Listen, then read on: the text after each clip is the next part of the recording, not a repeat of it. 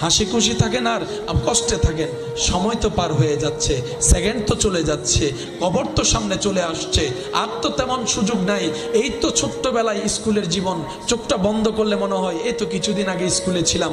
এখন চোখ খুললে আয়নার সামনে দেখা যায় আপনার আমার বড় বড় দাড়ি হয়ে গিয়েছে, চুলগুলো পাকা শুরু হয়েছে, দাড়িও পাকা শুরু হয়েছে। বয়স তো আর নাই, হায়াত তো আর নাই। আগের যুগের মানুষ হয়তো 100-150 বছর বাঁচত, এখন তো 40-50 বছর বাঁচাটাও অনেক কঠিন হয়ে যাচ্ছে। ইমানদার ভাইয়েরা, কঠিন কোনো কিছু নয় রবের বান্দার জন্য, কঠিন কোনো রাস্তা নয় নবী রাহমাতুল লিল আলামিনের উম্মতের জন্য। আমরা গুনাহ করেছি, করব, রব্বুল আলামিন জানে। তাই তো আমাদেরকে বাঁচানোর জন্য রব্বুল আলামিন আগে থেকেই তওবার দরজা খুলে দিয়েছেন। সুবহানাল্লাহ।